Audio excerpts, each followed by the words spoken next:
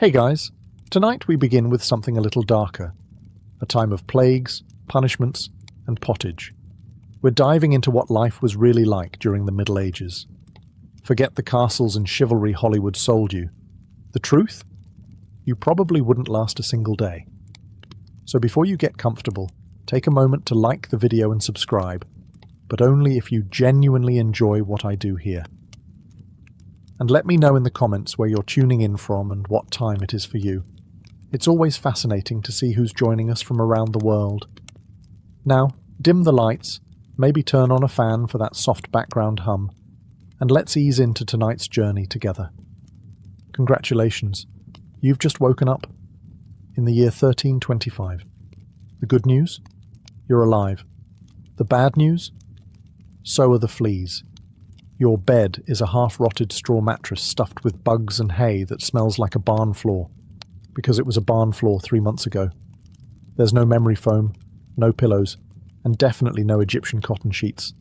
Just a wool blanket that hasn't been washed since last winter, and now weighs roughly as much as a small cow from the accumulated grime. You blink awake as the church bell clangs in the distance. It's the medieval version of an alarm clock, only louder and somehow even less merciful. Your home is a wooden hut with one room, no windows, and a charming open-concept floor plan where your family, livestock and domestic insects all share the same space. The smell? Oh, it's a fragrant symphony. A subtle blend of stale beer, human sweat, goat, and something you pray isn't mold, but know in your soul probably is. Scented candles haven't been invented, and even if they were, they just melt on your dirt floor. You try to stretch, but immediately regret it, because the air is freezing and your joints ache. You're 22 years old, which in medieval terms is roughly middle-aged. Your spine creaks like an old wooden door, and your knees sound like a bag of rocks being shaken by a confused peasant. Getting out of bed is a gamble. The floor is either wet from last night's rain, which leaks through the thatched roof, or crusty from something your neighbour's chicken did. Either way, your bare feet are now part of the ecosystem. Oh, and privacy. What's that? Your entire family, and maybe a random cousin who just never left, are waking up beside you.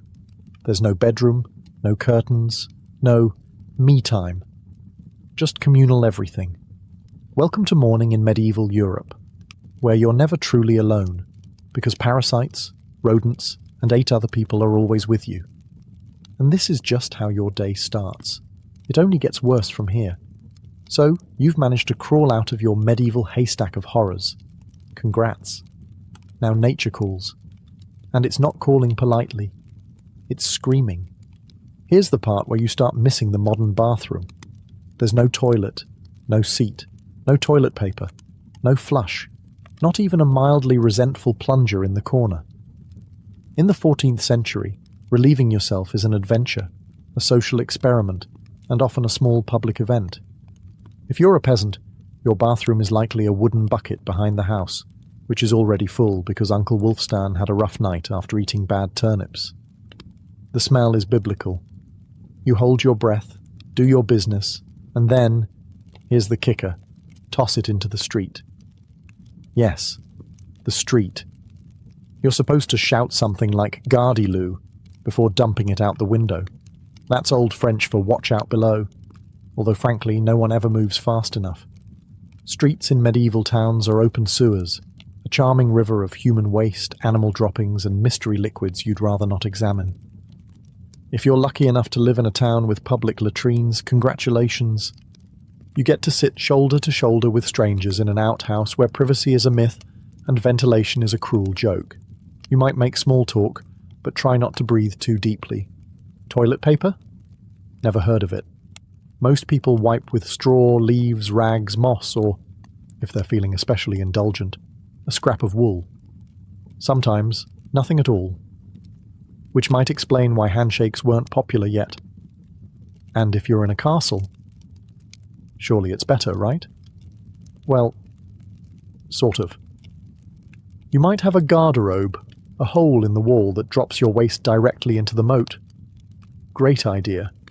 Except that your enemies know this, and yes, attackers sometimes climbed in through the waist chute, Talk about entering through the back door. So whether you're a farmer or a baron, medieval toileting is a humiliation ritual. It's cold, it's public, it's dangerous, and it's never not disgusting. One slip on a wet stone path, and you're face first in humanity's leftovers, and you still haven't brushed your teeth. But we'll get to that next. You survived the toilet. You deserve a reward, right? Maybe a nice breakfast? Something warm, delicious, comforting? Sorry, this is medieval Europe. Nothing is comforting here. Breakfast, if you can call it that, is a grim affair. There are no eggs Benedict, no coffee machines sputtering awake, and certainly no avocado toast. You sit down, or squat near the fire, to a wooden bowl of something that looks like it was scraped off a muddy boot. Welcome to your daily ration of pottage. Pottage is a thick, gloopy stew made of whatever you can find. Grains, root vegetables, maybe a few beans if you're lucky.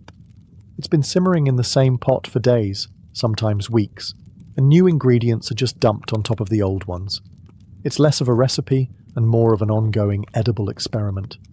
On the side, a hunk of bread so hard it could deflect arrows.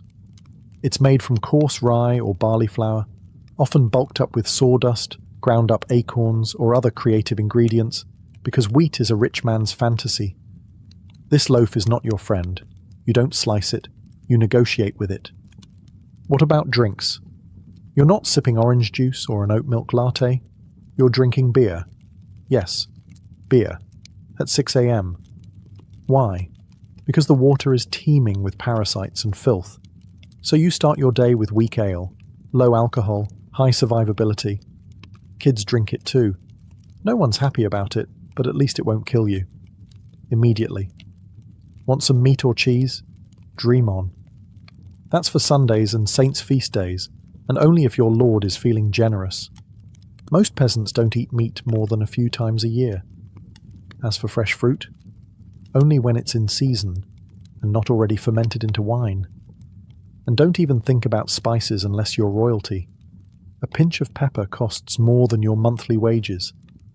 Salt is valuable enough to be locked away. So you chew your gritty bread, gulp your medieval beer, and try not to think about the rat that may have nibbled your porridge in the night. Breakfast doesn't energize you. It just happens to you. And now that you're properly underfed, it's time to work like your life depends on it. Because it absolutely does. So, you've eaten your sad medieval breakfast, and now it's time to get dressed. Not that it'll help. Your wardrobe consists of exactly one outfit. One. It's a rough wool tunic or linen shift that you've worn every day for months, possibly years. There's no such thing as seasonal fashion. There's just wear this until it disintegrates or gives you a fungal infection. Underwear? Optional. If you're lucky, maybe a linen undertunic. If you're not, well, you're going commando under layers of scratchy, sweaty wool, all lovingly stitched together by someone who probably had no idea what a seam was supposed to look like. There's also no washing machine, no soap, and absolutely no dry cleaner in sight. So your clothes are stained, stiff, and scented, like a compost pile that's been left to marinate in a pigsty. Even if you wanted to wash them, it's not easy. You'd have to haul water from a river or, well, heat it over a fire, scrub your tunic on a board with ashes or lye, and hang it in the sun, which is out approximately 3 days a year. And don't get me started on shoes. If you own any, they're made of untreated leather, barely stitched together, and offer as much arch support as a banana peel. Most peasants just go barefoot, through mud, through dung, through medieval landmines, aka sharp rocks and disease puddles. All this means one thing. Your skin hates you. You itch constantly. Fleas, lice, and bedbugs live rent-free on your body. Everyone has them. Nobles, lousy, monks, itchy, children, walking insect farms. No one escapes. You'll be scratching your armpit with a wooden spoon while chatting with the local priest, and no one will even bat an eye. Your skin is raw from rubbing, your scalp a battlefield of bites, and if you develop a rash, well, too bad. There's no dermatologist, no hydrocortisone, no one to tell you it's probably scabies. You just keep on suffering. And if you're lucky enough to not get an infection, great. That rash will simply accompany you for the next 6 months like an unwanted medieval sidekick. Now that you're dressed in misery and wrapped in discomfort, it's time to head outside and start working yourself to death. Now that you're fully dressed in itches and damp wool, it's time to flash that morning smile. Except, you don't. Because in the Middle Ages, smiling is a dangerous game. Not emotionally, dentally. There's no toothbrush, no toothpaste, no mouthwash, no floss. The concept of oral hygiene is about as popular as bathing, which is to say, not very. Some people might chew on a twig or rinse with wine or vinegar, but for the most part, your teeth are on their own, and they're not doing well. By the time you hit your mid-20s, your smile looks like something pulled from a haunted crypt. Cavities are rampant, gums are swollen. And those aren't just food stains on your teeth. That's decay. You have more rot in your mouth than a medieval root cellar. Sugar, while not yet everywhere, is becoming more common among the rich. Imported at great cost, mostly used in small cakes or to show off wealth.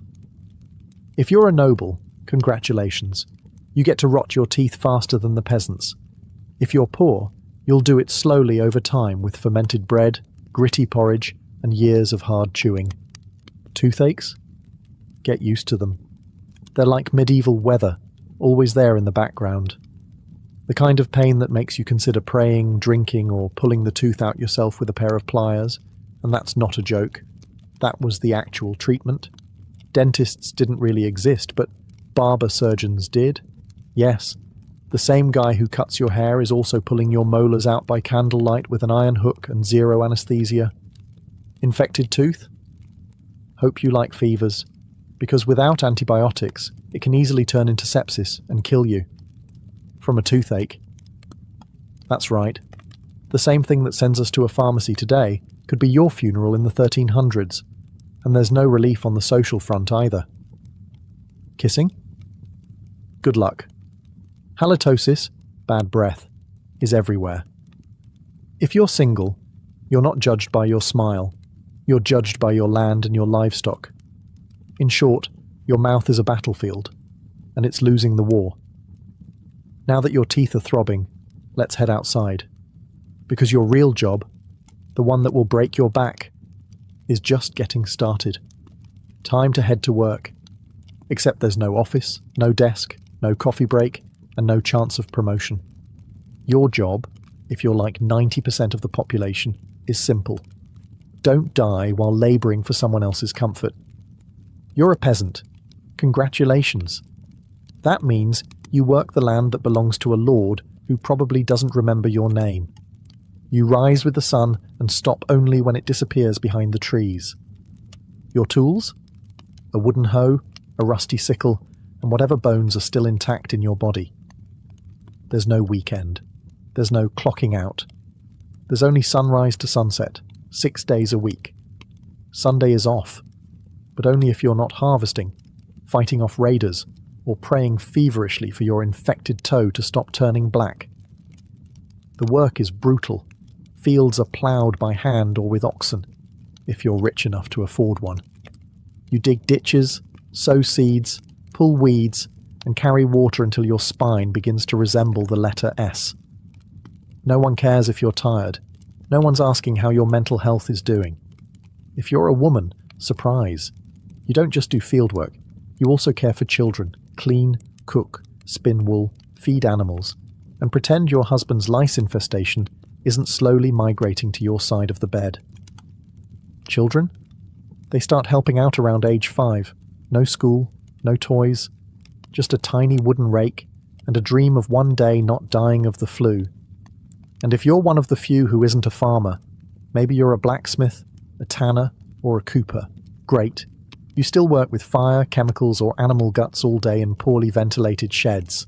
The pay? Basically survival. The perks? Occasional bleeding, break a bone, too bad. Get a fever, drink some warm beer and keep going. You can't afford to stop, not even for a day. Because if you don't work, you don't eat. And if you don't eat, well, medieval Europe has a solution for that. It's called being replaced. So you grip your shovel, ignore the blisters, and keep digging.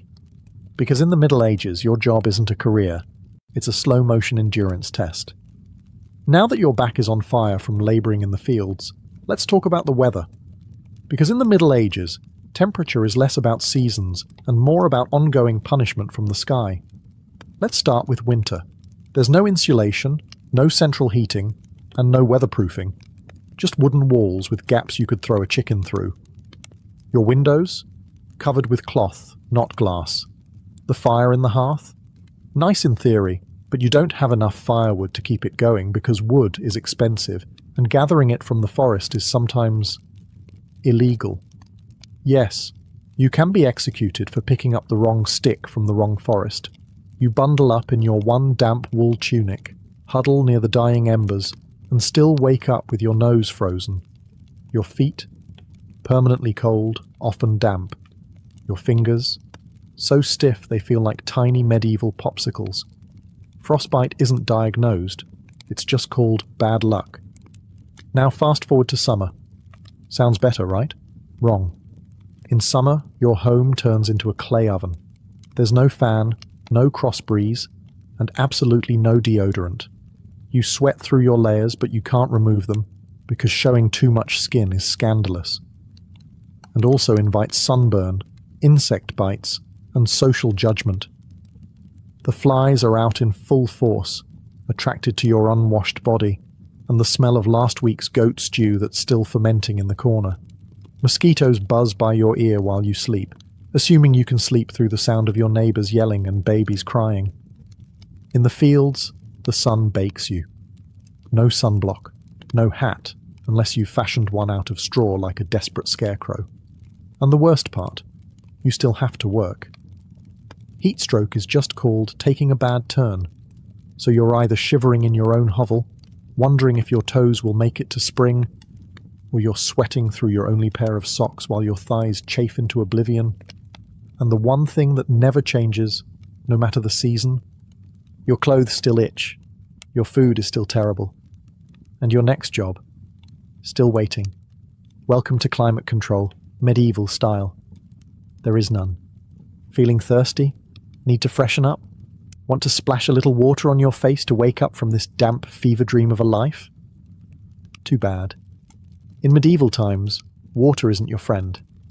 It's trying to murder you quietly. Let's start with drinking. The nearby stream looks fresh, bubbling and clear, like something out of a fantasy movie. But spoiler alert, it's not. Upstream, someone just dumped a chamber pot into it. And if not that, then a dead pig is probably decomposing in it. Parasites, bacteria, and the entire microbial army of medieval Europe are waiting in every sip. That's why people drank beer. Yes, beer, even children. But before you imagine medieval kids doing keg stands, understand that it was small beer, weak in alcohol, strong in survival. Brewing boiled the water, so it was safer than whatever flowed through the town ditch. Wine was another option. If you were rich enough to afford it, and unconcerned with functioning properly before noon. What about bathing? Surely water was used for cleaning. In theory, yes. In practice, absolutely not. See, back then, people believed bathing actually opened your pores and let the disease in. That's right. Washing yourself was considered medically risky.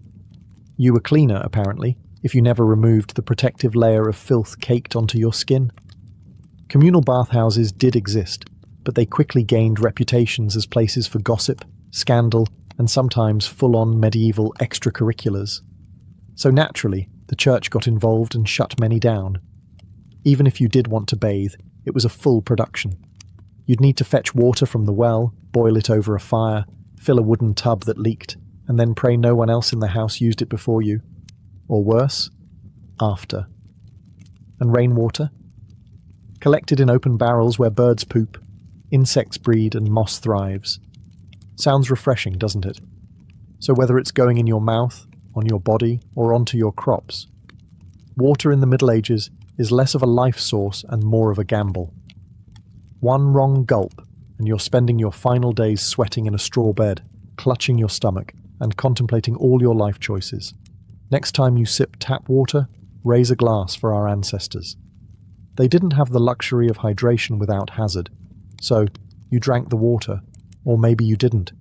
Maybe you just stubbed your toe on a rock shaped like disappointment. Either way, you're sick. You need help. You need a doctor. Too bad you live in the Middle Ages where medicine is really just polite torture with a theology degree. Let's start with the diagnosis. Everything wrong with you, whether it's a cough, rash, broken bone, or the creeping plague, is caused by your humours being out of balance. The 4 humours were blood, phlegm, yellow bile, and black bile.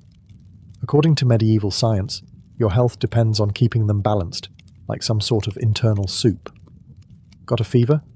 Too much blood. The answer? Bloodletting. That's right. Let's drain your life force into a bowl using a dull blade or a hungry leech. And yes, barbers were often the ones doing it. Imagine getting a haircut and a hemoglobin extraction in one sitting.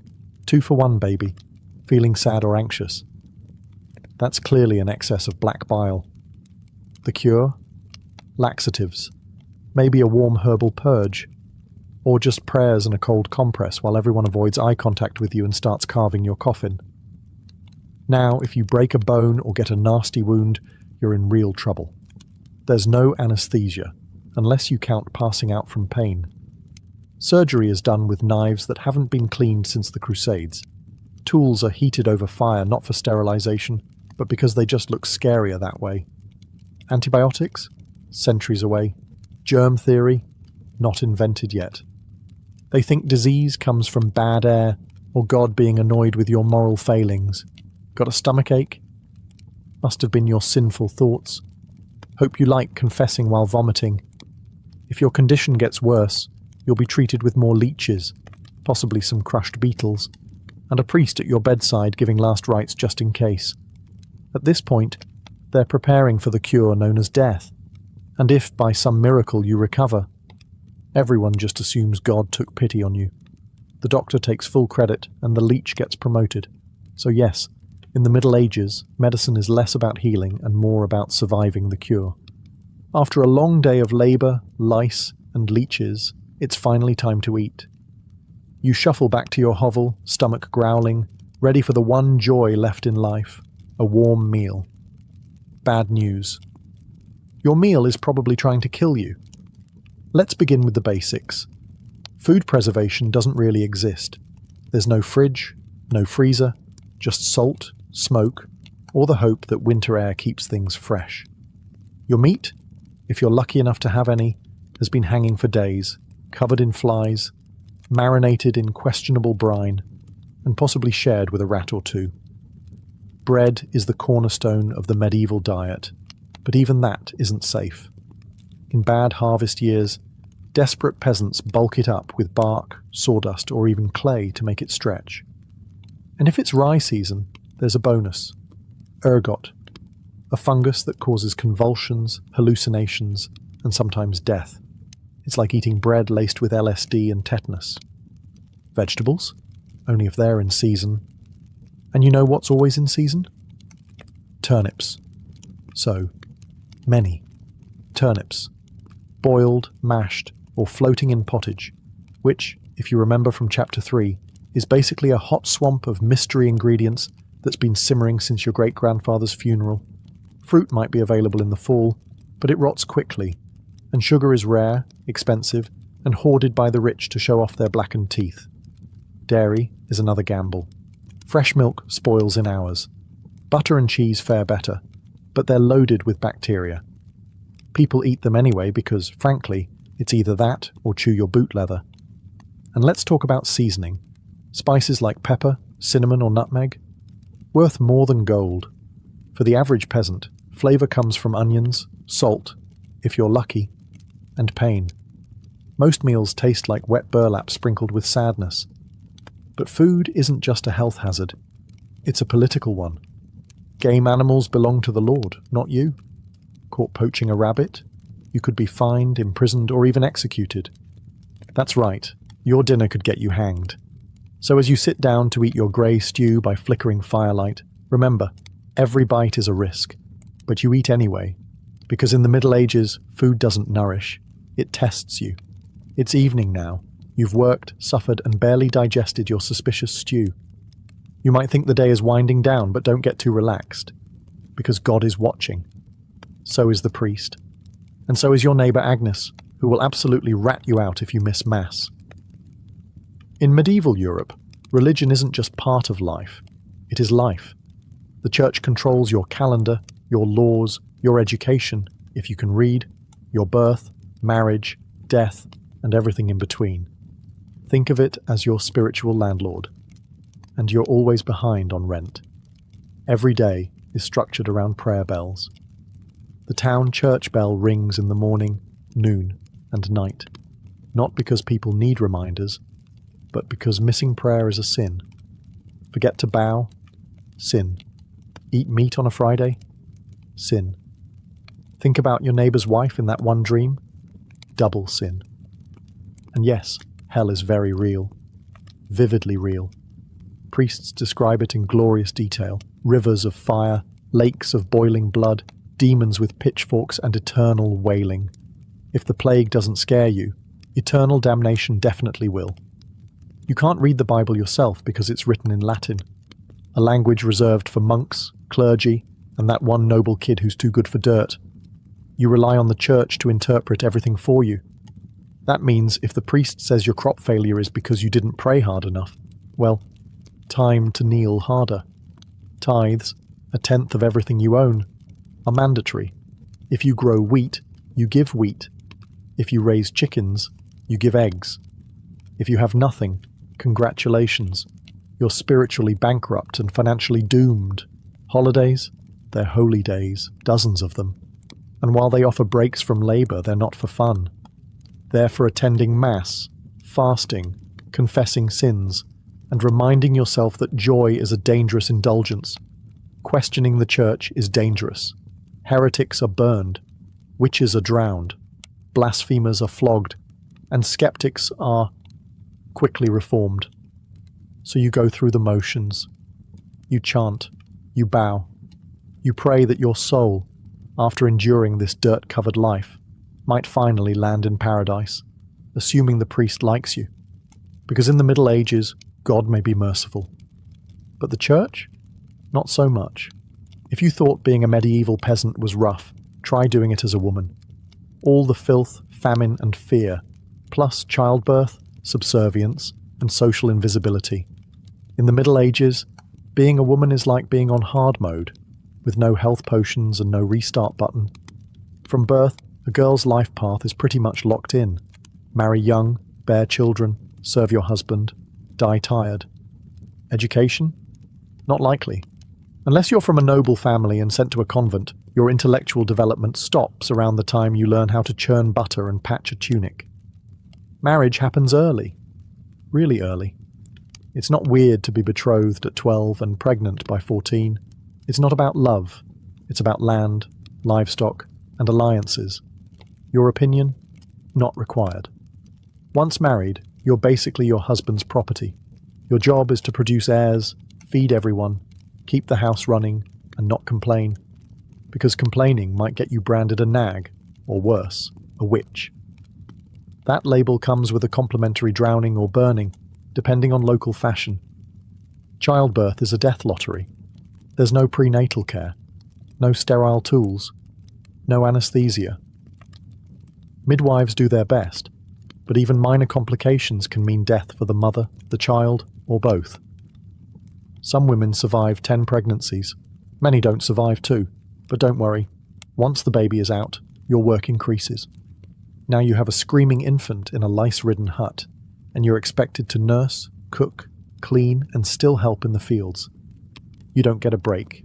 You are the break, for everyone else. If you're unmarried, you're suspicious. If you're widowed, vulnerable. If you're outspoken, dangerous. Women who didn't conform were often accused of witchcraft, especially if they had herbal knowledge, a strong personality, or just looked at someone funny on a rainy Tuesday. Even in the church, your role is limited. Nuns lived under strict rules. No speaking without permission. No freedom of movement. and your spiritual worth, always ranked below men.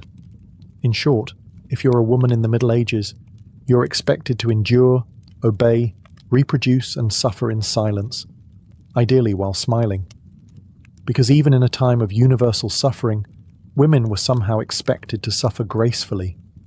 So far, you've battled filth, starvation, social injustice, and possibly a goat. But just when you think your day can't get any worse, here comes violence, loud, bloody, and often completely acceptable by medieval standards. Let's be clear, the Middle Ages were not peaceful. The idea of law and order mostly meant, hope the local lord isn't in a bad mood. Violence is everywhere.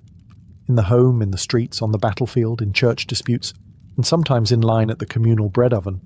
Crime is common, punishment is brutal, and justice is more performance art than protection. Steal a loaf of bread, you could lose a hand. Accused of lying, your tongue might get pierced. Gossip too much? Meet the scold's bridle, a metal mask strapped to your head with a bar in your mouth. For correction, of course. Let's say you're accused of something serious. Heresy, theft, witchcraft. How do you prove your innocence? By being tortured, obviously. Welcome to trial by ordeal. One version. You stick your hand in boiling water to retrieve a stone. If it heals without infection in 3 days, you're innocent. If not, you're guilty. Another option. You're tossed into a river. If you sink, you're innocent, and probably dead. If you float, you're guilty, and will be punished anyway. It's like a medieval game show where the prize is survival and the host is actively rooting against you. And if you're sentenced to death, that's a public event. Executions are performed in front of cheering crowds. Hangings, beheadings, burnings. Sometimes people bring snacks. It's the medieval equivalent of cable TV. Domestic violence, completely normal. Husbands were allowed, even expected, to discipline their wives and children. Street fights, commonplace. You could be beaten just for looking the wrong way at a noble's horse. And war, always simmering. Local feuds, territorial disputes, religious crusades. Someone's always marching off to stab someone else in the name of honor, God, or boredom. Violence isn't a breakdown of society in the Middle Ages. It is society. Everyone lives with the constant knowledge that life is fragile, justice is arbitrary, and your neighbor might bash your head in over a pig. So, walk carefully, keep your eyes down, and never trust anyone with a club. At this point, you've made it through the lice, the leeches, the laundryless misery, and the looming threat of public disembowelment. But now comes the final chapter of most medieval lives, an early and unglamorous death. If you're alive and still breathing past the age of 40, you're practically a celebrity. You might even be referred to as the Old One, which is less of a nickname and more of a statistical miracle. Let's break it down. The average life expectancy hovers around 30-40 years, but that number is dragged down heavily by infant mortality. Nearly half of all children died before reaching age 5. Disease, malnutrition, or one bad winter was all it took. No vaccines, no antibiotics, no hope. If you survived childhood, you entered adulthood already exhausted. Work began as soon as you could walk upright, and by 25, your joints creaked like a monastery door. You might be missing several teeth, a finger, and most of your original optimism. Women faced a particularly deadly gauntlet: childbirth. It was one of the leading causes of death for medieval women. No pain relief, no medical intervention, just prayer, hot water, and someone holding your hand while you bled out on a straw-stuffed cot. For men, the dangers were different, but equally relentless. Farming accidents, infections from minor wounds, a neighbor's drunken rage, a crusade gone sideways. Even walking to the market could be risky if you crossed paths with a bored bandit or an angry tax collector. Death could also come quietly, from the plague, which turned cities into cemeteries overnight, or from famine, which could last entire seasons, thinning out entire villages, or from bad luck, like eating spoiled grain and spending your final hours hallucinating and screaming at the walls. And funerals? You were lucky if you got one. Bodies were often buried quickly to avoid disease. No embalming, no polished coffins, just a hole, a few murmured prayers, and a shallow mound of earth, if there was enough space left in the churchyard. So yes, in medieval times, life was brutal, short, and constantly under siege by death in all its casual forms. You didn't retire, you just stopped showing up. And speaking of exits, let's move on to your final chapter. The medieval dream dies. So, how's your day been? You've woken up in filth, relieved yourself into a bucket, brushed your teeth with wishful thinking, nearly passed out from hunger, worked until your spine cried for mercy, scratched your way through itchy wool, prayed to not get plague, and barely dodged a public execution for owning a squirrel. Welcome to a single day in medieval Europe. Still dreaming of becoming a knight? Think again. That romanticized version of the Middle Ages, gallant swordsmen, noble ladies in towers, heroic battles and feasts in candle-lit great halls. It's a myth polished by fairy tales and fantasy books. In truth, the medieval world was gritty, cruel, and deeply unfair. Hierarchy was everything. If you were born poor, you stayed poor. If you were born rich, congratulations. You had a better chance of surviving, but you were still one bad soup away from dysentery and a hasty burial. Even the nobles weren't immune to misery. Castles were drafty stone refrigerators filled with fleas, smoke, and politically motivated marriages. Sure, you had a fur cloak and a goblet of wine, but also a 50% chance of dying in a skirmish or from an infected splinter. Not exactly luxury. The simpler times weren't simple. They were relentless. Everything took longer. Everything hurt more. Everything, from childbirth to chewing, came with consequences. Life was survival, not leisure. And if you did find a quiet moment to think, to dream, to imagine something better, there wasn't much you could do with it. No upward mobility, no modern medicine, no internet to Google, what's this weird rash? You lived, suffered, worked, and died within a 10-mile radius of where you were born. But here's the wildest part. Through all of this, people still laughed, sang songs, told stories, fell in love, and found meaning. Not because life was easy, but because humans are stubborn like that. Even in the darkest chapters, they made space for light. So tonight, when you slip into your clean bed with indoor plumbing, antibiotics, and central heating, maybe say a quiet thank you to the modern world, and to your ancestors who fought rats, famine, and feudalism, so you wouldn't have to. Long before she was Catherine the Great, Empress of all Russia, mistress of reform, and icon of ambition, she was simply Sophie. Born Sophie Friederike Augusta von Anhalt-Zerbst in 1729, she was the daughter of a relatively obscure German princely family. Her tiny duchy in Pomerania offered little in terms of power, but Sophie herself. She had something no title could provide: razor-sharp intelligence, relentless charm, and a quiet, burning hunger for greatness. Her upbringing was strict. Her mother, Johanna, was cold and calculating, not a warm, nurturing figure, but a social climber obsessed with status. Sophie's father, a Prussian officer, was more distant than disciplinary. From a young age, Sophie learned to walk the fine line between obedience and cunning. She read voraciously, spoke multiple languages, and learned how to observe a room before speaking in it, skills that would soon become survival tools in one of Europe's most brutal courts. When the Russian Empress Elizabeth Petrovna began searching for a wife for her heir, Grand Duke Peter, she looked beyond Russia's borders. Peter himself was of German descent, and Empress Elizabeth believed a foreign bride, pliable and grateful, would be easier to control. Sophie fit the bill perfectly. Noble blood, Lutheran faith, which she'd be forced to abandon, and a reputation for both grace and humility. At just 14 years old, Sophie was summoned to Russia. She arrived in the freezing capital of St. Petersburg in 1744, wearing thin German fabrics and a diplomatic smile. Her mother pushed her forward like a chess piece. Sophie, however, had her own game in mind. To become acceptable in Russian society, she converted to Orthodoxy, taking the name Ekaterina Alexeyevna, Catherine. The ceremony was public, symbolic, and life-altering. She wasn't just changing religions, she was burning the bridge behind her, stepping into a foreign empire with no way back. No one watching that quiet teenage girl in a fur-trimmed coat could have predicted what would come next. Betrayal, revolution, enlightenment, and empire. But from the moment Sophie stepped foot in the Russian court, she stopped being a pawn and began planning how to become a queen.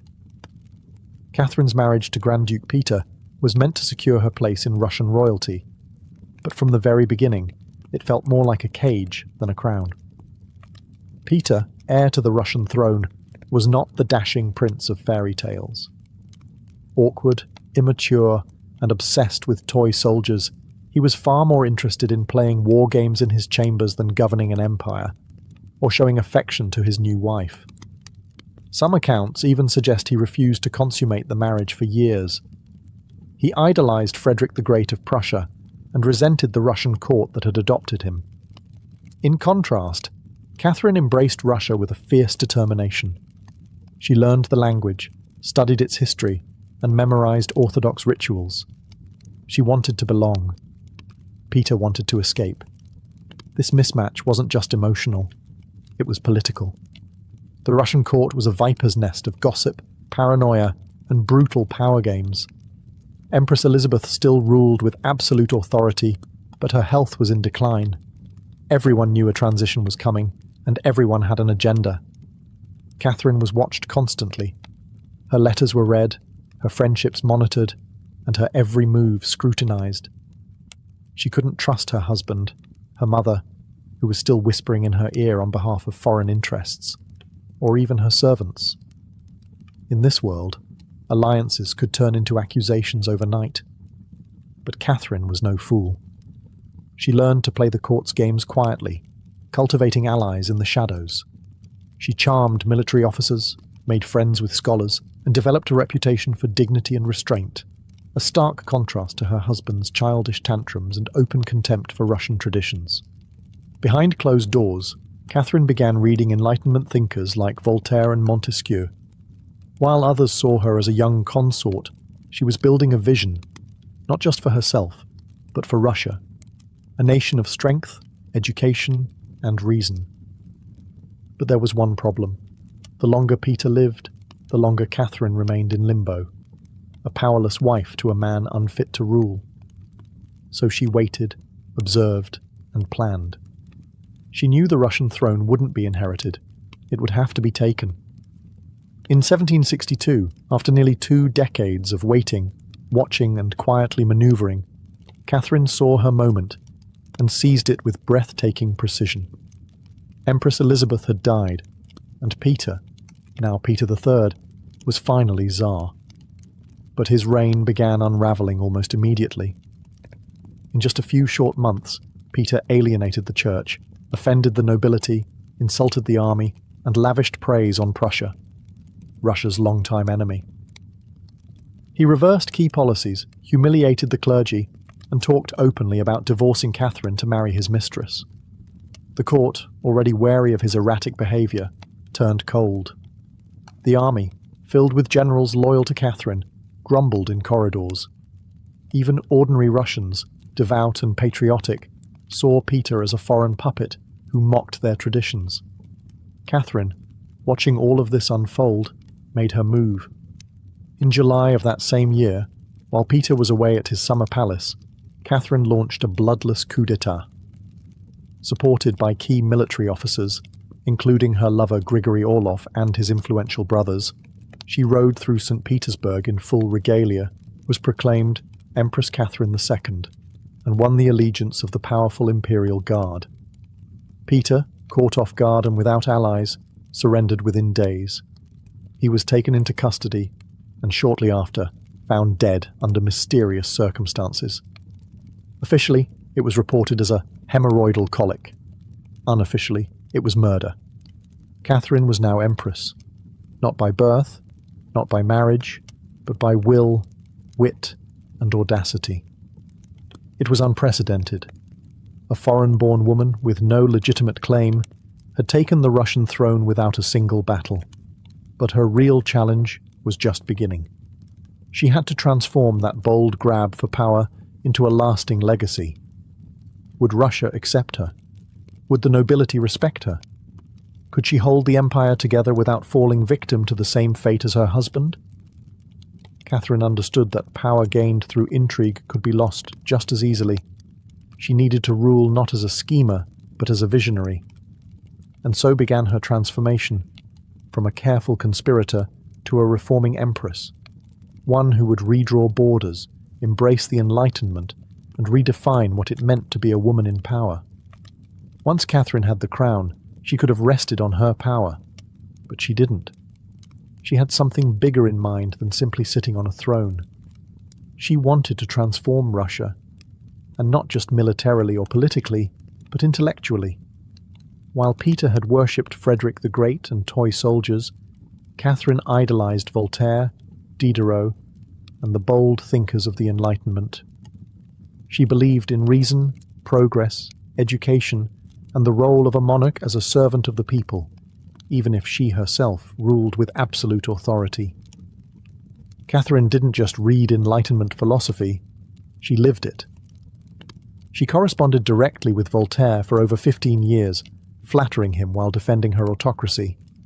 She invited Diderot to her court and even purchased his entire library to support him financially. Behind closed doors, she pored over legal texts, debated reforms, and crafted policies to modernize the empire. Her early reign was filled with efforts to codify Russian law. She formed the Legislative Commission in 1767, an ambitious project intended to rewrite the entire legal code of Russia. Catherine's own nakaz, or instruction, was a political manifesto in disguise, one that spoke of equality before the law, the dangers of torture, and the responsibility of rulers to serve the common good. For an empress in 18th century Russia, it was radical. But Enlightenment ideals had to survive the realities of Russia, a vast, feudal, deeply conservative land, ruled by nobles who liked their serfs exactly where they were, beneath them. Catherine knew this. While she advocated reform, she moved carefully. She abolished some forms of torture, expanded access to secular education, and built schools and libraries. But she also reaffirmed the nobility's control over their serfs to keep them loyal. This was Catherine's balancing act, a philosopher queen in public, a practical empress in private.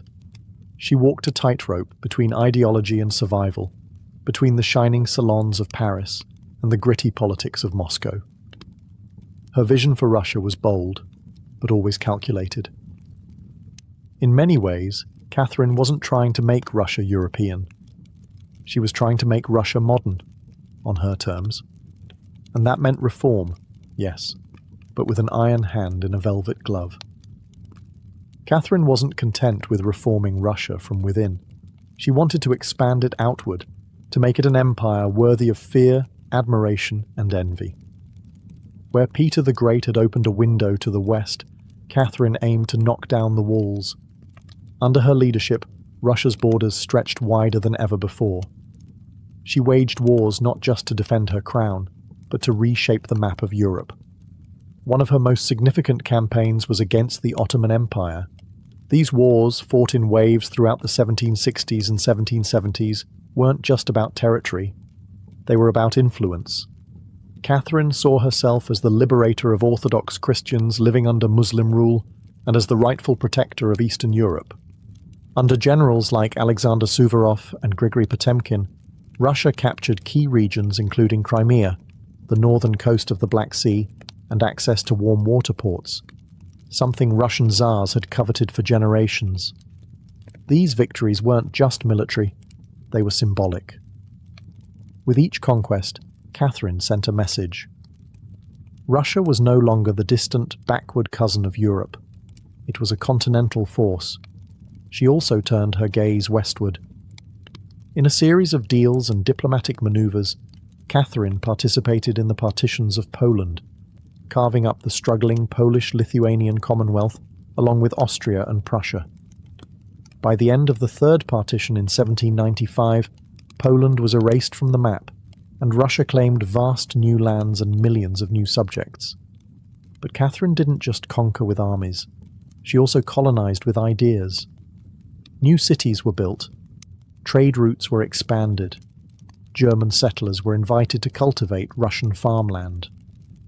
The empire became a mosaic, from the icy Baltic to the sun-drenched shores of the Black Sea. And through it all, Catherine remained the central force, reading reports, issuing orders, and personally overseeing the shape of her expanding empire. Critics would accuse her of being power-hungry, even imperialistic.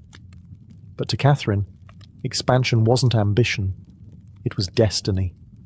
A great ruler, she believed, was measured not just by ideas but by borders. She didn't just want to rule Russia. She wanted to remake it as a civilized empire, feared by its enemies, respected by its peers, and loyal to her alone. For all her brilliance and power, Catherine the Great was just as famous for what went on behind palace doors.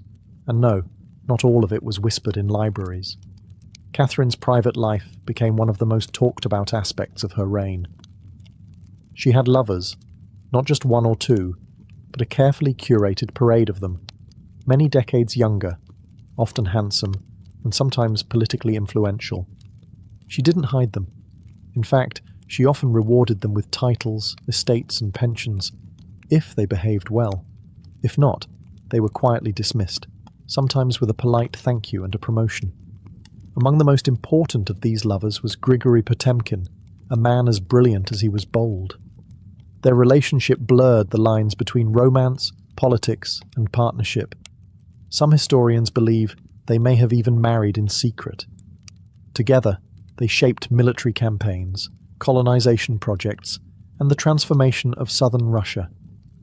Potemkin wasn't just a lover, he was her co-ruler in many ways. Still, Europe couldn't look past the scandal. Gossip swirled.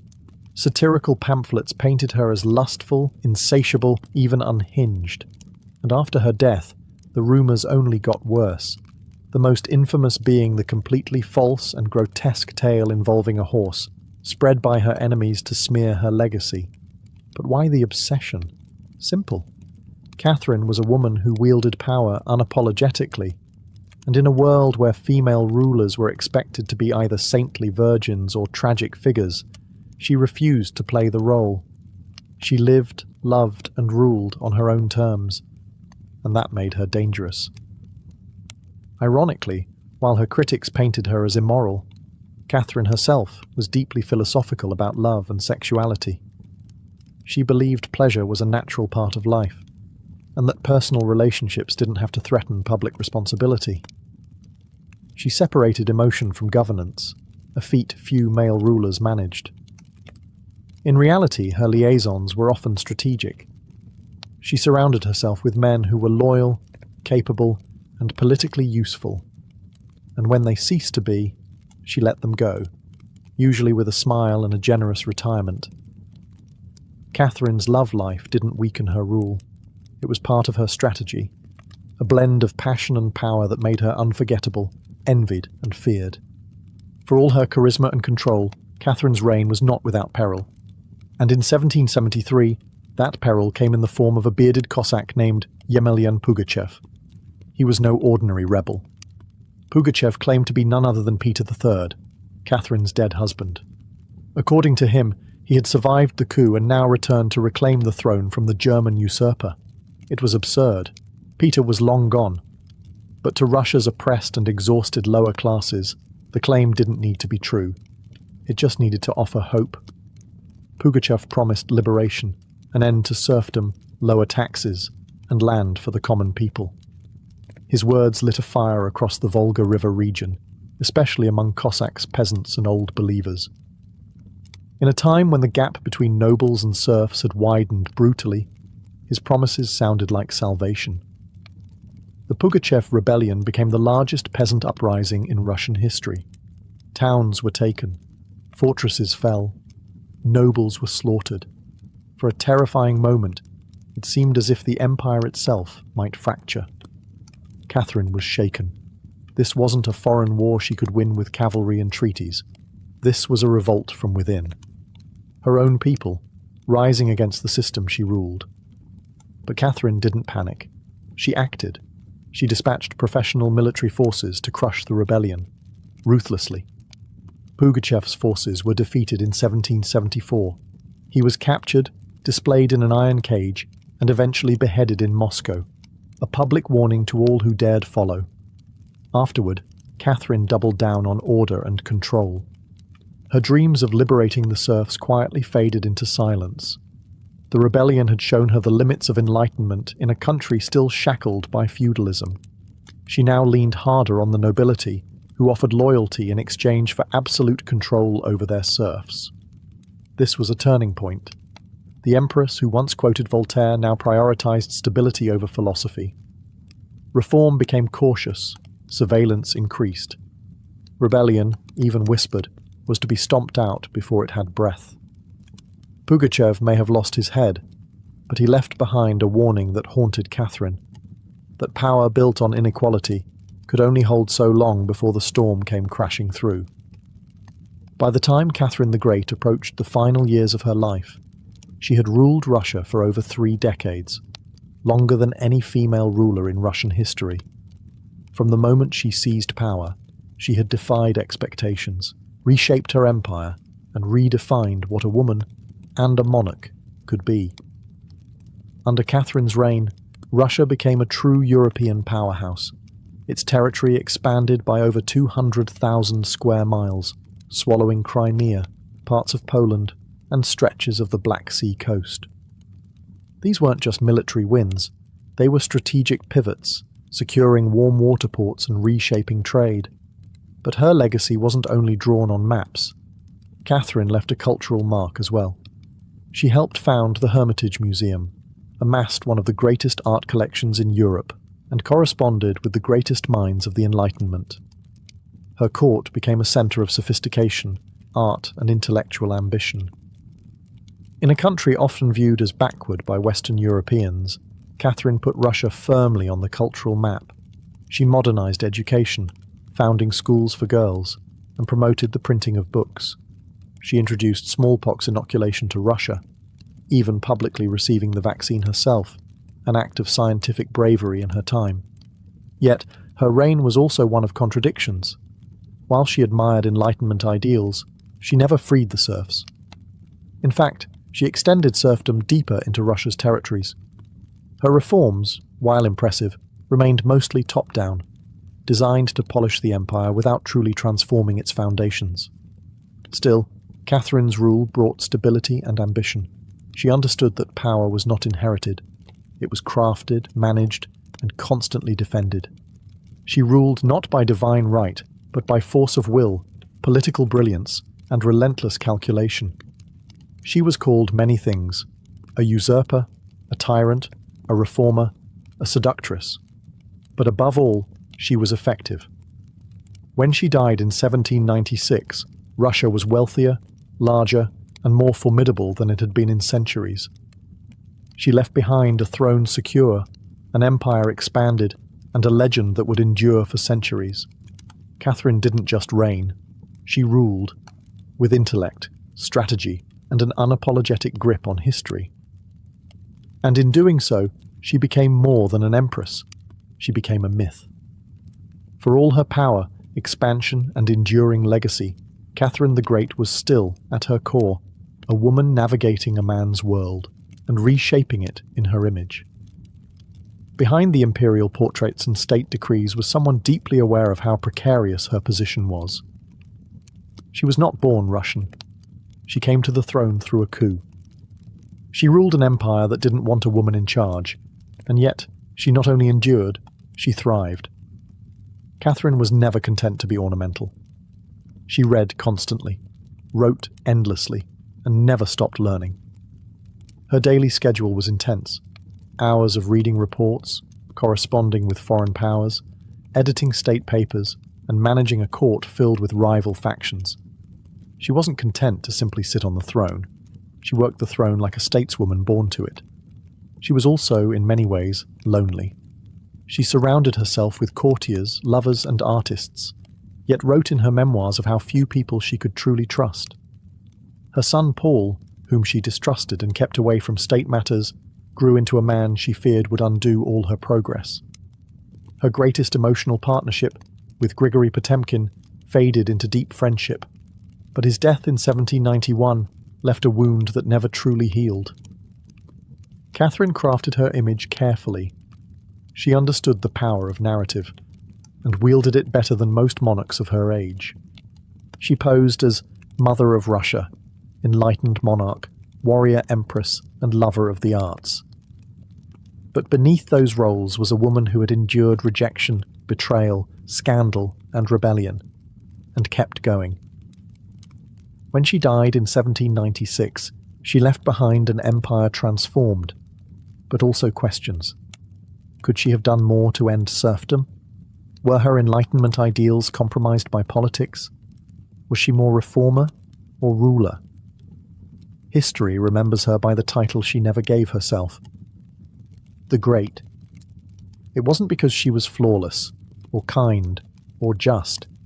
It was because she took power and wielded it on her own terms, in a time and place where women weren't supposed to have any. She didn't just wear the crown, she rewrote what it meant to deserve one.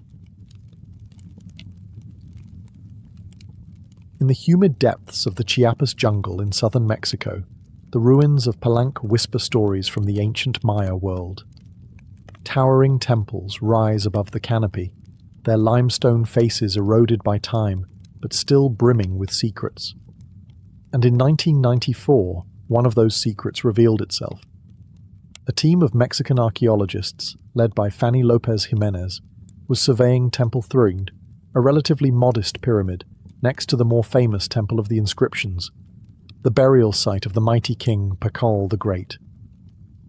Temple Thrind wasn't expected to hold much, until they noticed something odd, a sealed, hidden chamber beneath the structure. No looters had touched it. It was pristine. When the archaeologists broke through and lowered themselves inside, they found a stone sarcophagus resting in silence. The air was heavy with the weight of centuries. As they opened the lid, red dust rose like smoke. Brilliant, shocking red. The interior was covered in powdered cinnabar, a toxic mercury sulfide used ceremonially by the Maya. And lying within that crimson cloud was the skeleton of a woman. She had been buried with care and reverence. Her bones were fragile but intact, her skull still wearing a jade mask, and her body surrounded by funerary offerings. Necklaces, diadems, ear spools, all crafted from jade and shell. Everything about the burial screamed royalty. Yet no name was inscribed, no glyphs identified her. It was one of the richest female burials ever found in Mesoamerica. And yet, it was a total enigma. Why was she buried in red powder? Who was she? Was she a queen, a priestess, or perhaps even Pakal's wife? The researchers called her the Red Queen, and the name stuck. But even with modern forensics, they couldn't say for sure who she was, only that she had lived around the 7th century, during the golden age of Palenque. Unlike most Maya tombs, hers had been hidden, untouched, and purposefully isolated. Her burial wasn't just ceremonial, it was spiritual.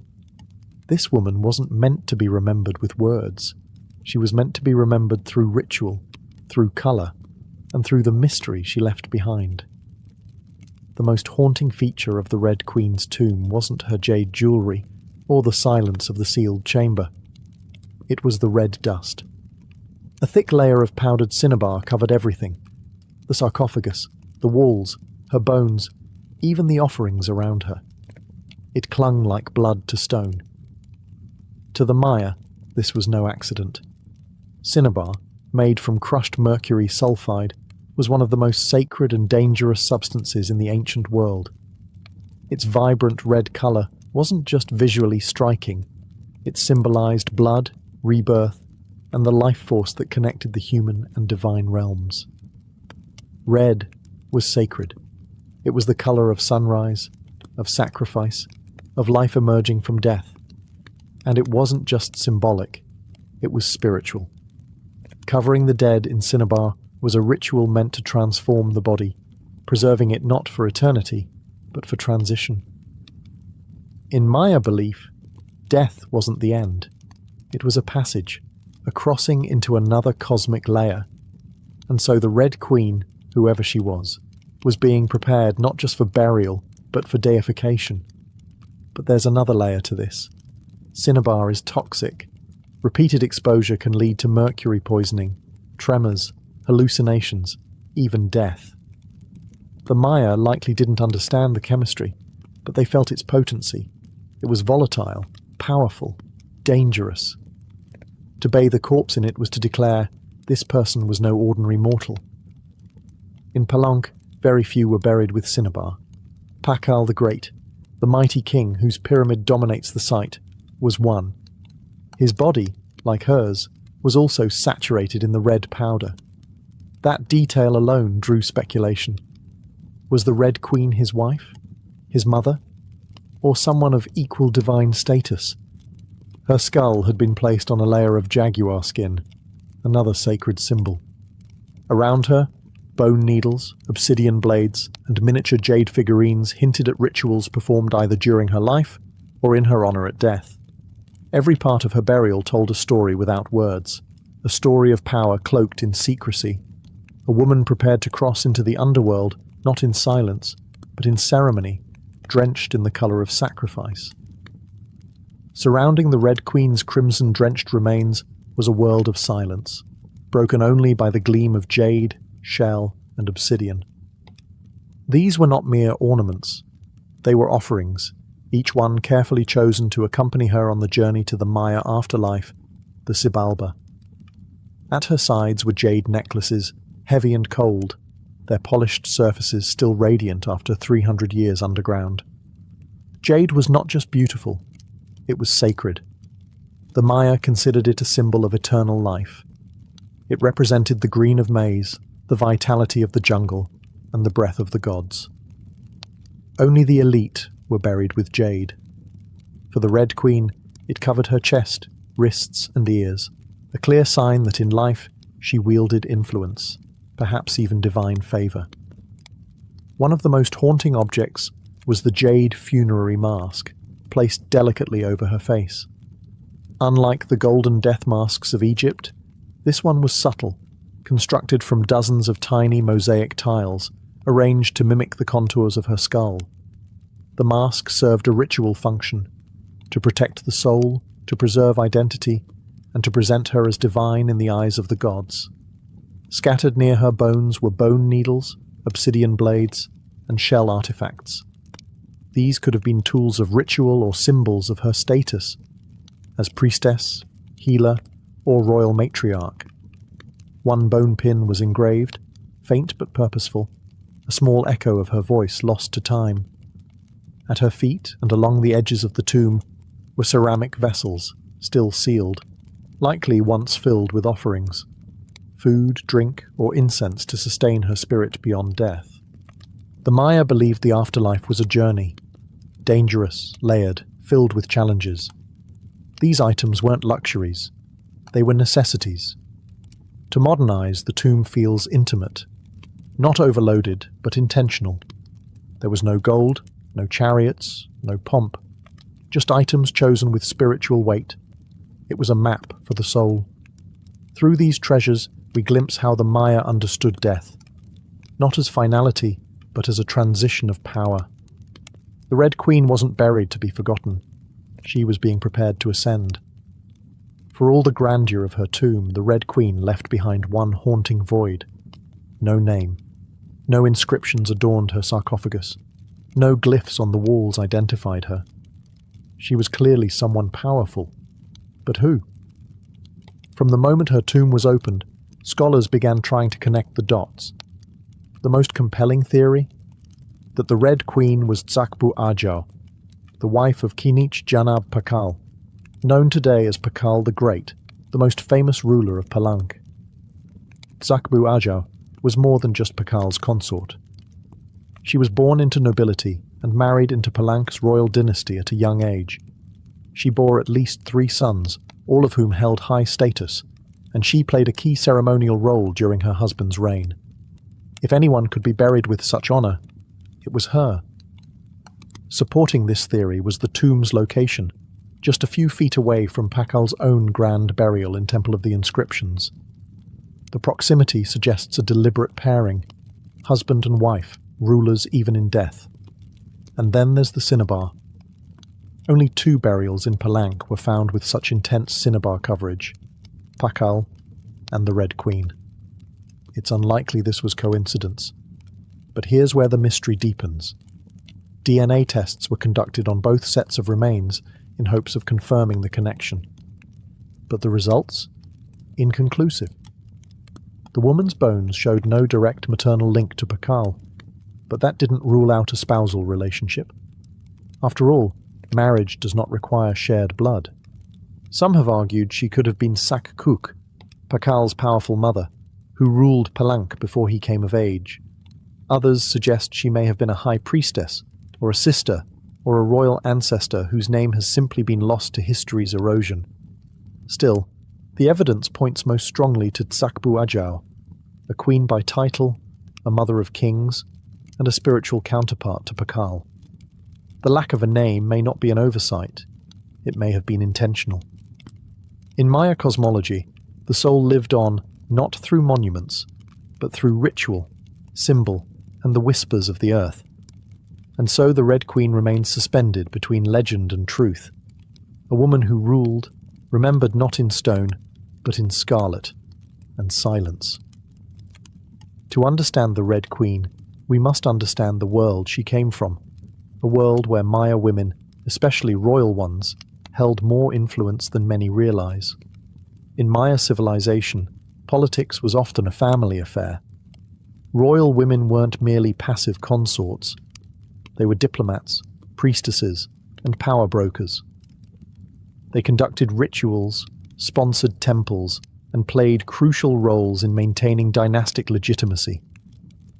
Their bloodlines were political capital, used to forge alliances and secure claims to the throne. Take Sakkuk, for example, the mother of Pakal the Great. When the throne of Palank was left vacant, she took power herself and ruled as queen regent until her son came of age. She wasn't a placeholder. She was a ruler in her own right, issuing decrees and overseeing construction projects. Without her, Pakal may never have risen at all. And she wasn't an anomaly. Across the Maya world, in places like Yaxchilan, Naranjo, and Calakmul, inscriptions show women performing major ceremonies, engaging in warfare diplomacy, and sometimes ruling outright. They were often portrayed in stelae and murals, dressed in elaborate headdresses and regalia, standing beside kings as equals, or sometimes above them. Their words were carved in glyphs. Their names were remembered, until they weren't. By the time Spanish conquistadors arrived centuries later, much of that memory had eroded. The colonial lens saw native women as silent figures in a male-dominated world, but the archaeology tells a different story, one of complex gender roles, where power was negotiated, not simply inherited. This context casts the Red Queen in a new light.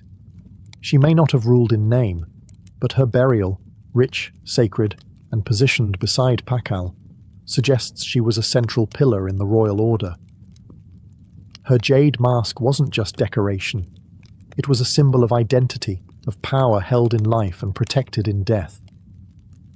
Her bloodline may have been the very glue that held Palanka's dynasty together. In Maya civilization, a queen wasn't just a queen. She was a keeper of sacred lineage, a voice in ceremony, and often the bridge between gods and men. The Red Queen may be nameless, but in her world, she was never voiceless. The Red Queen wasn't just buried with treasures. She was buried in architecture rich with purpose, layered with Maya cosmology, ritual symbolism, and intentional design. Her tomb wasn't merely a grave, it was a gateway to eternity. Her body was discovered inside Temple Third, one of the smaller pyramids within the heart of Palenque, yet its proximity to Temple of the Inscriptions, the resting place of Pakal the Great, is telling. These temples weren't built randomly. Their positioning was sacred, guided by astrology, myth, and dynastic legacy. Temple the Thirthiid rises modestly compared to its grand neighbour, but it hides something even more intimate. A sealed crypt, untouched by looters, perfectly preserved. It was constructed deep within the temple's core, accessible only by a steep, narrow staircase. The descent into her tomb feels almost symbolic, a ritual journey downward, into the underworld. The chamber itself is stark, made of cut stone, sealed tightly for over 1,300 years. No glyphs or murals cover the walls, no ornate carvings tell her story. But perhaps that silence is intentional. This was a space not for the living to interpret, but for the dead to transform. At the centre, her sarcophagus sits like an altar. Crafted from limestone, it echoes the grand stone coffin of Pakal next door. While Pakal's lid is famously engraved with scenes of cosmic rebirth, the Red Queen's tomb is more subdued. The focus is inward, on the body, on the cinnabar, on the ritual of death itself, and yet there are subtle architectural cues that hint at meaning. The tomb is aligned east to west, a symbolic path mirroring the sun's journey from life to death. The chamber is small, but powerful. It feels deliberate, personal, a sacred enclosure for someone revered. Maya temples were cosmological tools, bridges between the heavens, the earth, and the underworld. To be buried in one was to be elevated beyond the human realm. The Red Queen's eternal home wasn't an afterthought.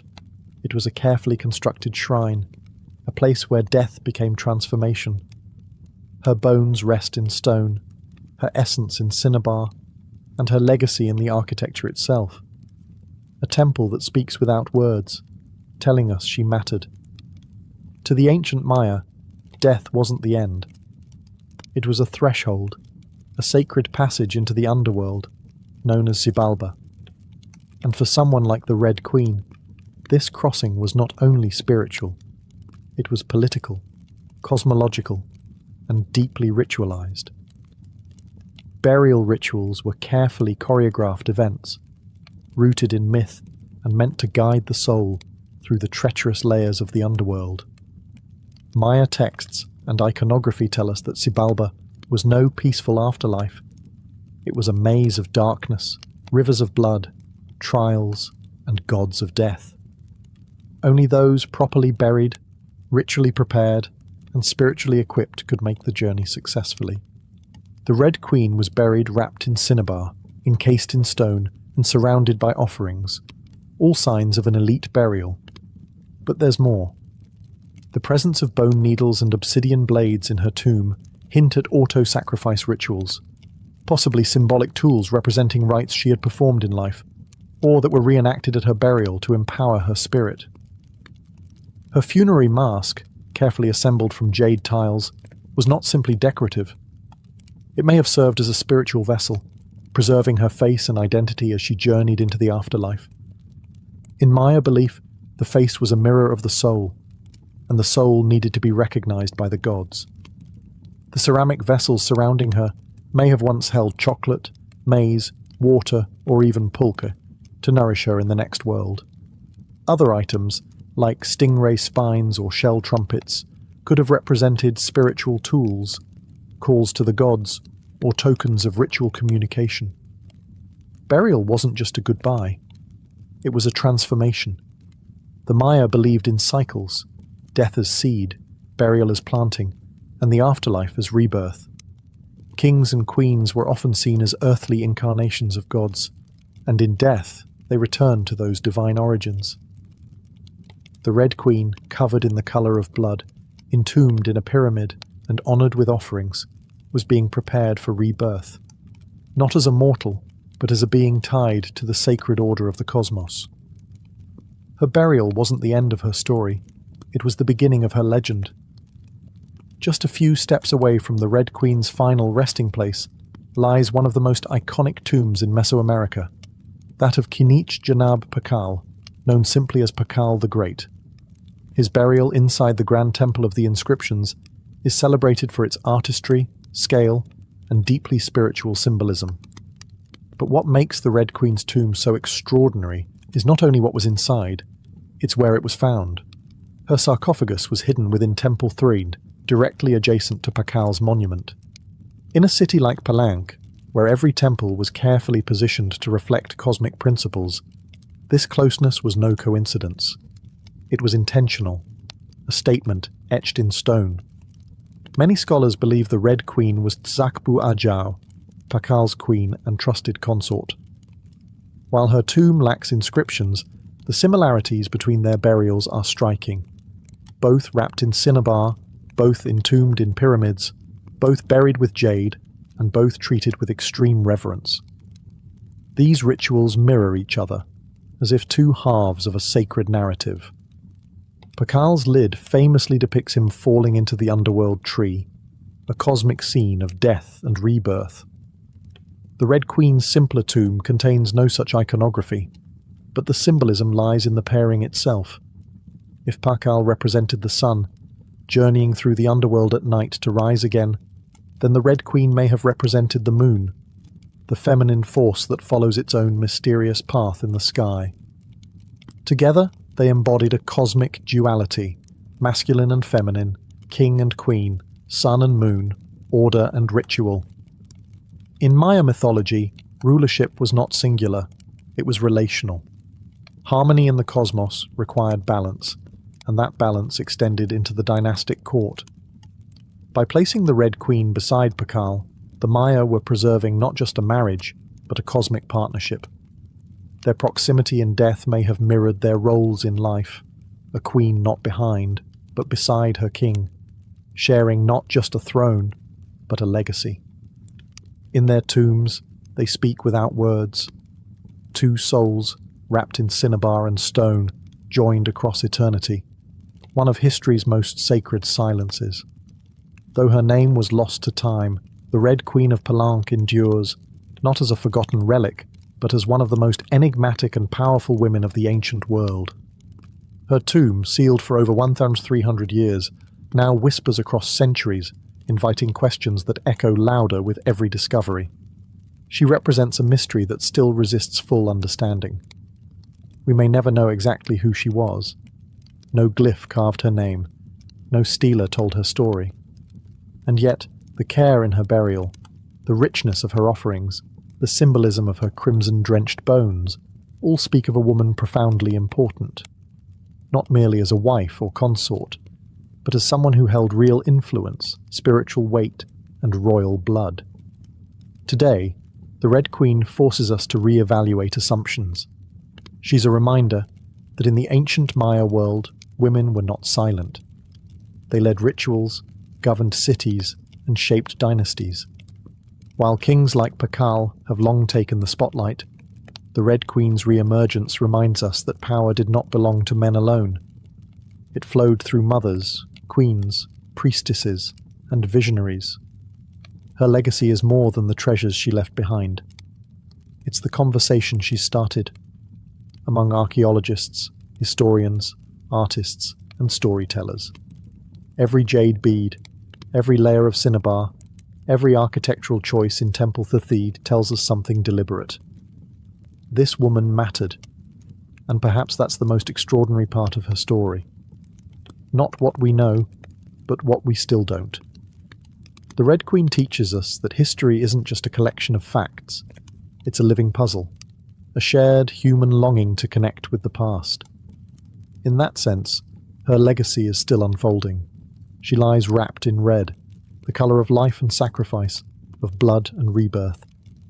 Her face, once hidden behind a jade mask, now stares back at us through science, art, and wonder. She remains nameless, but not voiceless. Mysterious, but not forgotten.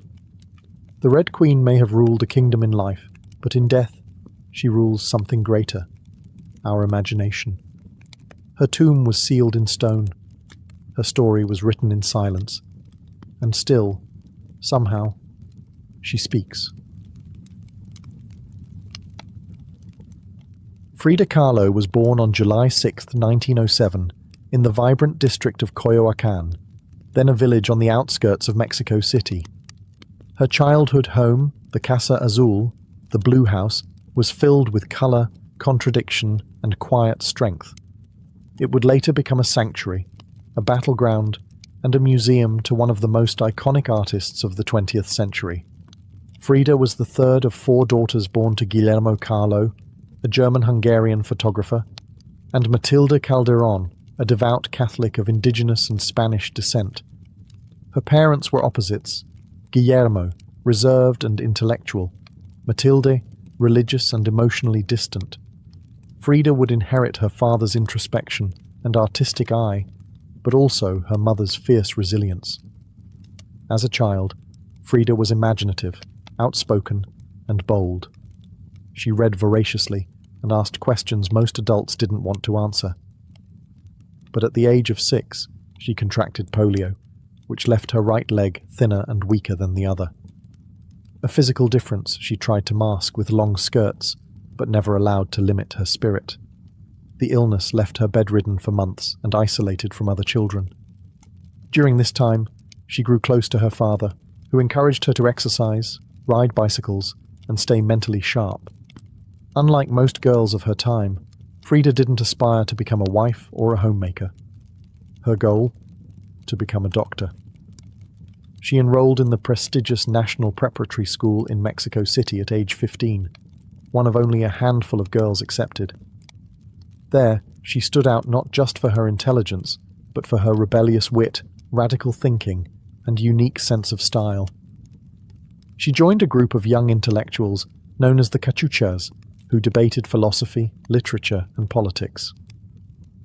Frida was drawn to revolution, to ideas that challenged tradition. But even in those early years, before the bus crash that would define her body, and before the fame that would define her legacy, Frida Kahlo was already painting herself into the world, with sharp edges, unapologetic ideas, and an identity too big to fit inside anyone else's expectations. She wasn't just growing up in Coyoacán, she was preparing to remake herself entirely. On September 17, 1925, Frida Kahlo's life was split in two: the girl she had been and the woman she was forced to become. That afternoon, she boarded a wooden bus with her boyfriend, Alejandro Gomez Arias, after school. They were laughing, teasing each other, and probably arguing. Frida never did anything halfway. But moments later, the bus collided with a streetcar, and in an instant, her future unraveled into pain, metal, and silence. The crash was horrific. The streetcar crushed the bus against a wall, splintering wood and flinging passengers. Frida was impaled by an iron handrail. It entered her left hip and exited through her pelvis. Her spinal column fractured in 3 places. Her right leg shattered, her foot dislocated. Her collarbone and ribs broke. Her shoulder was dislocated. Her abdomen was pierced. She was just 18 years old. A man covered her with a borrowed overcoat. Someone else noticed her body was sparkling, not from blood, but from the gold powder she had been carrying in a pouch. It had exploded on impact, dusting her broken form in what looked like glittering ash. Frida was taken to the Red Cross hospital and underwent numerous surgeries over the following months. She spent weeks in a body cast, flat on her back, immobile, writhing with infection and uncertainty. The future she'd imagined, of becoming a doctor, slipped further away with every passing day. But in that stillness, something began to stir. Her father gave her brushes. Her mother rigged a special easel to hang above her bed. A mirror was placed on the canopy so she could see herself. And there, lying in plaster and agony, Frida began to paint, first out of boredom, then out of obsession. Her first subjects were her own reflection, because she was all she had. But what emerged wasn't vanity, it was survival. The crash had broken her physically, but it had also opened a door into her own mind, her own body, and eventually into the surreal language of pain and identity that would define her art. The girl who wanted to heal others now began healing herself. one brush stroke at a time. As Frida Kahlo lay encased in plaster and steel, a body fighting itself with every breath, she began to paint. What started as a form of therapy soon became a language, and that language was deeply personal, brutally honest, and often hard to look at. Which was precisely the point. Frida didn't paint pretty flowers or polite landscapes. She painted pain. Her pain. Physical, emotional, and existential. Her first subjects were self-portraits, not because she was vain, but because, as she famously said, "I paint myself because I am so often alone, and because I am the subject I know best." Her early works were small in scale, painted on tin or wood panels, inspired by Mexican retablos, devotional paintings meant to tell stories of suffering and miracles. Frida turned this tradition inward. Her body became the canvas. Her emotions became the altar. She painted herself as split, as pierced, as bleeding. In one painting, she is impaled by nails, like a modern-day martyr. In another, she floats in a barren landscape, tethered to a broken column, a metaphor for her shattered spine. She painted herself weeping, fractured, decapitated, and bare, but never passive, always watching. Her pain was not sanitized. She painted the ugliness of trauma with beauty, defiance, and even humor. Each piece was a reclamation of her body, her experience, and her identity as a woman in a world that often tried to define her. But Frida wasn't just telling her story. She was inventing a new kind of visual narrative, one that blended Mexican folk art, surrealism, medical illustration, and symbolism. Her paintings became dreamlike autopsies of her soul, framed in color, culture, and myth. By the time she recovered enough to walk again, albeit painfully, Frida was no longer the girl who had wanted to be a doctor. She was an artist, and her art was unlike anything anyone had seen. She had taken the worst thing that had ever happened to her and turned it into a source of creation. Frida Kahlo didn't just paint her pain. She made the world look at it, and in doing so, she turned suffering into a sacred act of self-expression. In 1928, still recovering, still painting, and just 21 years old, Frida Kahlo met the man who would become the most profound and turbulent relationship of her life, Diego Rivera. He was 20 years her senior, already Mexico's most famous painter. Massive in both stature and presence, Rivera was a giant of Mexican muralism, known for his sweeping, politically charged frescoes that told the story of the Mexican people. Frida had seen his work before. She admired it. But now she wanted his opinion of her work. She brought her paintings to him at the Ministry of Education, interrupting his scaffolded work to ask bluntly, "Do I have talent?" Diego took one look and said yes, and not just out of kindness. He recognized in her something rare, an unfiltered voice, raw and unpretentious, full of rage, irony, pain, and beauty. They began a relationship that was as consuming as it was creative. Frida once said, "I suffered 2 accidents in my life. One in which a streetcar knocked me down. The other was Diego." They married in 1929, an odd pairing to outsiders. Diego, massive, unfaithful, politically famous. Frida, sharp-tongued, fiercely independent, already walking with a cane. Her parents called it a marriage between an elephant and a dove. Their bond was passionate, but chaotic. Diego supported her art and encouraged her growth as a painter, but he was also endlessly unfaithful, even with Frida's own sister, Christina. Frida was devastated, and in return, she took lovers of her own, both men and women, including rumored affairs with Leon Trotsky and painter Georgia O'Keeffe. They divorced in 1939, then remarried a year later with different terms. This time, Frida would keep her autonomy, her home, her money, her name. Their second marriage was less about traditional love and more about creative partnership and mutual understanding. Despite the betrayals and the heartbreak, Diego remained a constant force in Frida's life. He challenged her, he wounded her, But he also believed in her, as an artist, as a revolutionary, and as a woman who could redefine what painting could be.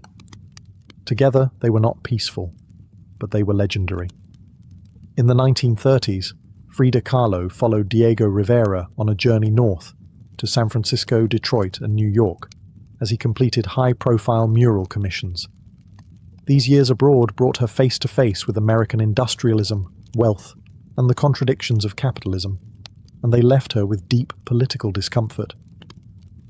Frida was a proud Mexican nationalist, a committed communist, and an admirer of indigenous traditions. The opulence she witnessed in the United States, especially while the Great Depression ravaged much of the country, only deepened her sense of disillusionment. In letters home, she mocked the culture's materialism and obsession with appearances. She missed the grit, colour, and contradiction of Mexico.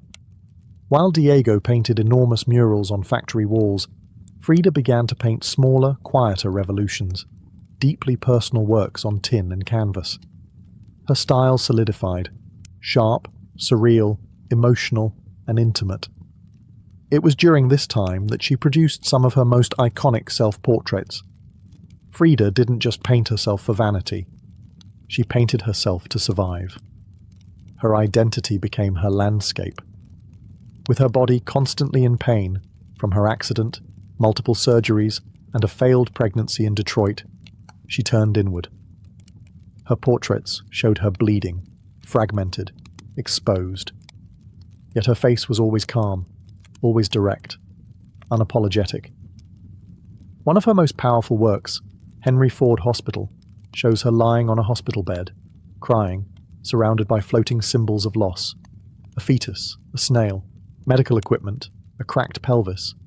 It was raw, graphic, and deeply emotional, a canvas that bled with truth. Back in Mexico, Frida immersed herself in leftist politics. She and Diego welcomed Leon Trotsky into their home while he lived in exile. Frida wore Tehuana dresses, traditional indigenous garments, not just as fashion, but as a political and cultural statement. Her art was never disconnected from her beliefs. Her identity, her body, and her ideology all intertwined in her work. While Rivera was painting murals of revolution, Frida painted its human cost, the body in pieces, the mind on fire, and the self always staring back. In exile and in illness, she became not just a painter of pain, but a painter of resistance. When Frida Kahlo returned to Mexico in the late 1930s, she was no longer just Diego Rivera's wife. She had become something else entirely. A force, an artist whose work radiated with raw honesty, surreal symbolism, and cultural identity. Back in her homeland, she stepped fully into herself. Her Casa Azul in Coyoacán became a sanctuary of color and contradiction. Bright cobalt walls, yellow trim, Aztec statues in the garden, monkeys and parrots wandering freely. The house was a living extension of Frida's imagination. It was a blend of tradition and rebellion, elegance and earth. Here, she surrounded herself with pre-Columbian artifacts, ex-votos, folk art, and revolutionary books. She wore bold Tehuana dresses, wove flowers into her hair, and painted amid the scent of copal incense and the sounds of mariachi on the street outside. This period marked an explosion of creativity. Her paintings became more intricate, more symbolic, and more political. Works like the two Fridas revealed a divided self, one in European dress with a bleeding heart, the other in indigenous clothing, strong and composed. It was Frida's visual autobiography, a portrait of love, loss, and heritage. In 1939, she exhibited her work in Paris, where artists like Picasso, Breton, and Kandinsky praised her fiercely original style. But even among the surrealists, Frida stood apart. When André Breton tried to label her as one of their own, she pushed back. "They thought I was a surrealist," she said. "But I wasn't. I never painted dreams. I painted my own reality." She painted Mexico, not the romantic postcard version, but the living, breathing country she adored. Her work pulsed with symbolism, skeletons, hummingbirds, hearts, thorns, corn, and blood. She honored the indigenous roots of her homeland while unmasking the violence of its past and present. But even as her artistic voice grew stronger, her health continued to decline. Multiple surgeries, infections, and chronic pain became daily realities. Still, she painted through it, propped up in bed, torso bound in corsets, fingers clenched around the brush. Frida had returned to Mexico not to rest, but to reclaim her power, through paint, through politics, and through her fearless embrace of the self. As the 1940s wore on, Frida Kahlo's body continued to betray her. Her spine was deteriorating. Her right leg was constantly infected. She underwent more than 30 surgeries in her lifetime, often in grueling succession. At times, she was bedridden for months, encased in body casts or immobilized by traction devices that stretched her bones apart. But still, she painted. Each canvas during these years became both a release and an act of resistance. Her works grew darker, more defiant. She painted with a clarity sharpened by pain, refusing to hide behind metaphor. In The Broken Column, she presents herself split down the middle, her body pierced with nails, a cracked ionic column replacing her spine. Yet her face is stoic, her gaze unflinching. Pain for Frida was no longer just a subject. It was her companion, her antagonist, her muse. Her political voice also grew louder. She joined the Mexican Communist Party, marched in demonstrations, wrote fiery letters, and called out imperialism and injustice. When her health no longer allowed her to walk, she appeared at protests in a wheelchair, defiantly holding signs and shouting slogans. In 1953, Frida was given her first solo exhibition in Mexico, a long overdue celebration of her art. But her health was so fragile, doctors told her she couldn't attend. So she did what only Frida would do. She arrived by ambulance, carried in on a stretcher, and placed in the center of the gallery on her hospital bed. Dressed in traditional finery, surrounded by her own work, she greeted guests with tequila, laughter, and that fire still burning in her eyes. Her final paintings were both childlike and harrowing. In Marxism Will Give Health to the Sick, she painted herself wearing a steel corset, cradled by the hands of Marx, casting away symbols of oppression. Her last known work was a still life of sliced watermelons, one piece bearing the words, "Viva la vida," long live life. Even in the face of death, she remained defiant, joyful, and political. Frida Kahlo's last portraits weren't just self-portraits. They were acts of revolution, painted in pain, but always signed with life. On July 13, 1954, at the age of 47, Frida Kahlo died in the same place she had been born, La Casa Azul in Coyoacán. The official cause was listed as a pulmonary embolism, but those closest to her whispered of something deeper. She had been ill, yes, but also exhausted. By pain, by surgeries, by the long war with her own body. Just days before, she had attended a political protest against the CIA-led coup in Guatemala. Weak and wheelchair-bound, she insisted on going, her clenched fist raised in the air. Revolution remained her final heartbeat. Her last diary entry was brief but piercing. "I hope the exit is joyful, and I hope never to return." Frida's funeral was held at the Palacio de Bellas Artes, Mexico's most prestigious cultural institution.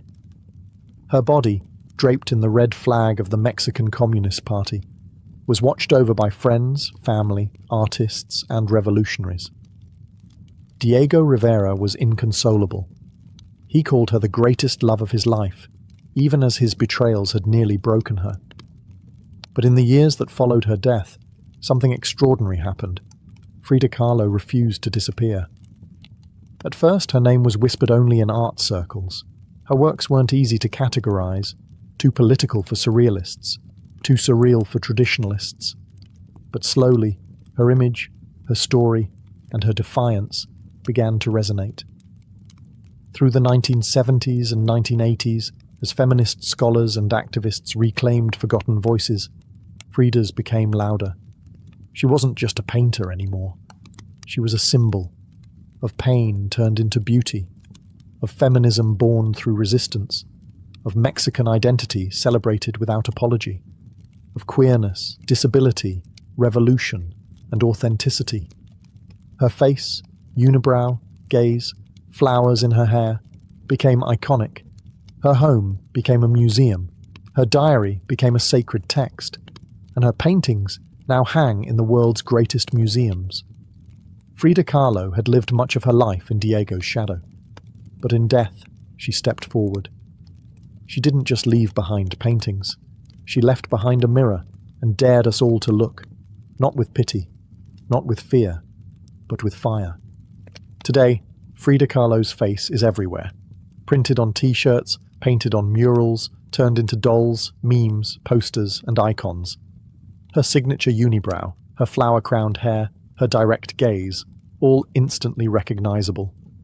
But what makes her legacy powerful isn't just that people know her face, it's that they recognize the truth behind it. Frida didn't try to be flawless. She didn't fit into boxes. She wasn't conventional, and she didn't care to be. In a world that demands perfection, she gave us realness. Raw, messy, vibrant, angry, joyful, contradictory realness. She celebrated what made her different: her disability, her queerness, her politics, her culture, and turned it into art that transcended borders and decades. She's become more than an artist.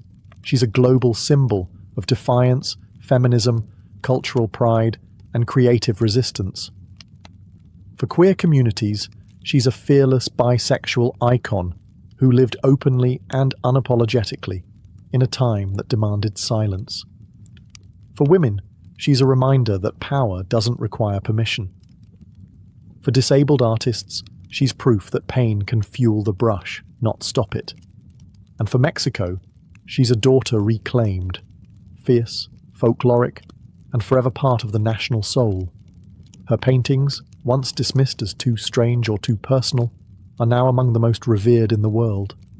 Works like The Two Fridas, Self-Portrait with Thorn Necklace and Hummingbird, and The Broken Column aren't just seen, they're felt deeply by anyone who has ever suffered and needed to turn that suffering into something sacred. She lived in the margins and turned them into center stage. She embraced contradiction. A communist who wore gold, a woman betrayed who loved again, a body in pieces with a soul unbreakable. And through it all, she painted, not just with colour, but with conviction. Frida Kahlo never asked to be a symbol. She simply told the truth about herself. And in doing so, told the truth for millions of others who had never seen themselves reflected in art before. Now, when we see her face, we see courage, we see colour, we see resistance, we see Frida, not gone, but immortal.